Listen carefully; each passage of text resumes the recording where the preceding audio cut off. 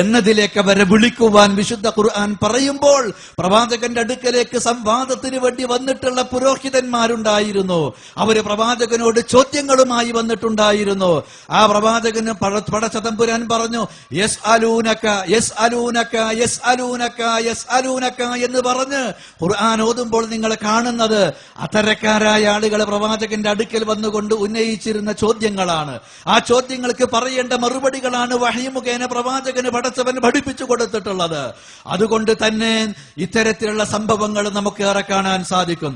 മഹാന്മാരായ സഹാബികളുടെ കാലഘട്ടത്തില് പുതിയ വിശ്വാസവുമായി കടന്നു വന്ന ആളുകള്, മുസ്ലിം ഉമ്മത്തിൽ തന്നെ പുത്തൻ ചിന്താഗതിക്കാര്, പുത്തൻ കൂറ്റുകാര്, പുത്തൻ ആശയക്കാര്, വ്യതിയാനത്തിന്റെ ആളുകള് അവര് കടന്നു വന്നപ്പോ അവരുമായി സംവാദത്തിൽ ഏർപ്പെടാൻ മഹാനായ ഇബ്നു അബ്ബാസ് റളിയല്ലാഹു അൻഹുവിനെ പോലെ, ഇബ്നു ഉമർ റളിയല്ലാഹു അൻഹുവിനെ പോലുള്ള ആളുകള്, ആ പ്രഗൽഭരായ സഹാബികള് സംവാദം നടത്തുകയും ആയിരക്കണക്കിന് ആളുകളെ യഥാർത്ഥ വിശ്വാസത്തിലേക്ക് തിരിച്ചു കൊണ്ടുവരാൻ സാധിച്ചിട്ടുള്ള വാദപ്രതിവാദത്തിന്റെ ചരിത്രം ആ സഹാബത്തിന്റെ സച്ചരിതരായ മുൻഗാമികളുടെ സലഫു സാലിഹീങ്ങളുടെ ചരിത്രത്തിൽ, ആ ചരിത്രത്തിന്റെ താളുകളിൽ തങ്കലിപികളാൽ ഉല്ലേഖനം ചെയ്യപ്പെട്ട വാദപ്രതിവാദത്തിന്റെ ചരിത്രം നമുക്ക് ഈ ഉമ്മത്തിന്റെ തുടക്കത്തിലെ സലഫികളുടെ ചരിത്രത്തിൽ നമുക്ക് കാണുവാൻ സാധിക്കും.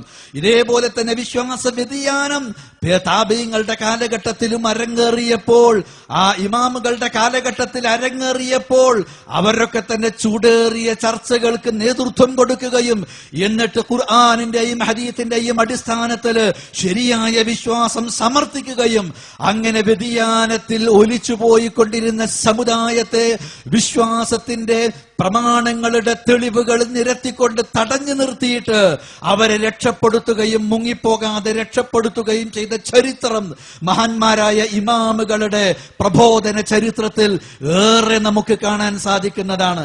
മഹാനായ ഇമാം മാലിക് ഇബ്നു അനസ് റഹ്മത്തുള്ളാഹി അലൈഹി അദ്ദേഹത്തിന്റെ കാലഘട്ടത്തിൽ വിശുദ്ധ ഖുർആൻ അല്ലാഹുവിന്റെ സൃഷ്ടിയാണോ അല്ലേ എന്ന ഖൽഖുൽ ഖുർആൻ എന്ന വിഷയത്തെ സംബന്ധിച്ച് അരങ്ങേറിയ ഒരു വിശ്വാസ വ്യതിയാനത്തെ സംബന്ധിച്ചുണ്ടായ ചർച്ചയുടെ പേരിൽ കൽത്തുറുങ്കിൽ അടക്കപ്പെടുകയും ആ ജയിലിൽ അടക്കപ്പെട്ടുകൊണ്ട് അദ്ദേഹത്തെ ശരിയായ വിശ്വാസത്തിൽ നിന്ന് മടങ്ങാൻ ആവശ്യപ്പെട്ടപ്പോൾ അന്നത്തെ ഭരണാധികാരി അദ്ദേഹത്തെ ക്രൂരമായി പീഡിപ്പിക്കുകയും മർദ്ദിക്കുകയും ചെയ്തപ്പോൾ തന്റെ വാദത്തിൽ നിന്ന് പിന്മാറാതെ എതിർവാദക്കാരോട് സംവാദം നടത്തുക മാത്രം ചെയ്തതിന്റെ പേരിൽ അദ്ദേഹത്തെ കൽത്തുറുങ്കിൽ അടച്ചുകൊണ്ട് ഇരു ചുമലുകളിലും ചാട്ടവാർ അടിയേറ്റുകൊണ്ട് അവസാന കാലത്ത് കൈകൾ ഉയർത്താൻ കഴിയാതെ കൈകൾ തളർന്നു പോയതിന്റെ പേരിൽ നമസ്കാരത്തിൽ പോലും അല്ലാഹു അക്ബർ എന്ന് പറഞ്ഞ് കൈകെട്ടാൻ, നെഞ്ചിലേക്ക് കൈ ഉയർത്താൻ സാധിക്കാത്തതിന്റെ പേരിൽ ഈ പിൽക്കാലക്കാരായ അന്ധവിശ്വാസികളും അന്ധമായി അനുകരിക്കുന്ന അനുയായികളും അവര് മാലിക്കി മദ്ഹബുകാരായ ആളുകൾ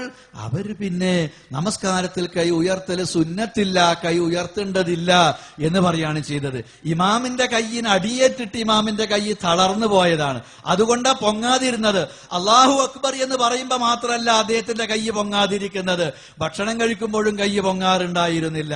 എന്നാൽ നമ്മളെ മാലിക്കി മദ്ഹബുകാർ ഇന്ന് ഭക്ഷണം കഴിക്കുമ്പോ കൈ പൊങ്ങുന്നു, സംസാരിക്കുമ്പോ കൈ പൊക്കുന്നു, ആവശ്യമുള്ളതിനൊക്കെ കൈ പൊക്കുന്നു, നിസ്കാരത്തിൽ മാത്രം അല്ലാഹു അക്ബർ എന്ന് പറഞ്ഞാൽ കൈപൊക്കുന്നില്ല. ഇതാണ് അവരുടെ അവസ്ഥ. ഞാൻ പറഞ്ഞത് ഇതേപോലെ തന്നെ ഇമാം സുന്ന അഹ്മദ് ബിൻ ഹംബൽ റഹ്മത്തുള്ളാഹി അലൈഹി, ഇമാം മാലിക്, ഇമാം മുഹമ്മദ് ബിൻ ഇദ്രീസ് ഷാഫി റഹ്മത്തുള്ളാഹി അലൈഹി ഇവരൊക്കെ നടത്തിയിട്ടുള്ള വാദപ്രതിവാദങ്ങള് ഏറെ നമുക്ക് അവരുടെ ചരിത്രത്തിൽ കാണാൻ സാധിക്കും. ഇതുപോലെ തന്നെയാണ് പിൽക്കാലക്കാരായ പണ്ഡിതന്മാർ.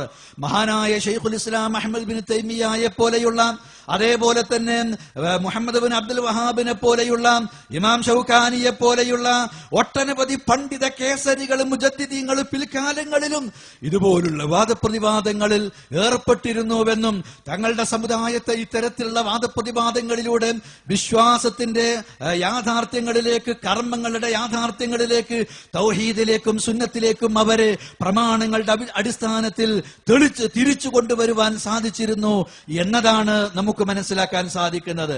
ഈ പ്രഭാഷണങ്ങളും ഗണ്ണന പ്രസംഗങ്ങളും വാഗ്വാദങ്ങളും വാദപ്രതിവാദങ്ങളും ഒരു അക്കാഡമിക് തലത്തിൽ നടക്കുമ്പോൾ കൂക്കുവിളികളും കുഴപ്പങ്ങളും കയ്യേറ്റങ്ങളും സംഘട്ടനങ്ങളും അടിപിടികളും തെളിവിളികളും തോന്നിവാസങ്ങളും അക്രമങ്ങളും മാറ്റി നിർത്തിക്കൊണ്ട് ആശയപരമായ സംവാദങ്ങളും ആശയപരമായ വാദങ്ങളും ഒരു അക്കാഡമിക് സ്പിരിറ്റിൽ ഉൾക്കൊണ്ടുകൊണ്ട് നടന്നിരുന്നുവെങ്കിൽ ഈ സമുദായത്തിന്റെ മനസ്സ് എന്നും ഫ്രഷാകുമായിരുന്നു.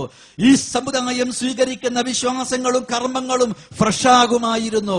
ഈ സമുദായം അവർ സ്വീകരിക്കുന്ന ഓരോ കാര്യത്തിന്റെയും ന്യായങ്ങളും തെളിവുകളും പ്രമാണങ്ങളും അവർക്ക് എന്നുമെന്നും ഓർക്കുവാനും പുതുക്കുവാനും അതുവഴി തന്റെ വിശ്വാസത്തെ തന്റെ കർമ്മങ്ങള് കൂടുതൽ ഉത്സാഹത്തോടെ ആവേശത്തോടെ അർപ്പണബോധത്തോടെ ഇതാണ് ശരി, ഇതാണ് സത്യം, ഇതാണ് പ്രസക്തമായത്, ഇതൊഴിവാക്കാൻ പറ്റാത്തതാണ്, ഇതാണ് ന്യായം, ഇതിനാണ് തെളിവിന്റെ പിൻബലം, ഇതാണ് പ്രവാചകൻ പഠിപ്പിച്ചത്, ഇതാണ് സഹാബത്ത് സ്വീകരിച്ചത്, ഇതാണ് ഇമാമുകൾ സ്വീകരിച്ചത്, ഇതാണ് അഹ്ലുസുന്നത്തിന്റെ മാർഗം, ഇതാണ് സലഫികളുടെ മാർഗം, ഇതാണ് നമ്മൾ സ്വീകരിക്കേണ്ടത്, ഇതാണ് മോക്ഷത്തിന്റെ വഴി, ഇതാണ് സ്വർഗം കിട്ടാനുള്ള വഴി എന്ന് എപ്പോഴും നമുക്ക് ഓർക്കുവാനും പുതുക്കുവാനും സാധിക്കുമായിരുന്നു.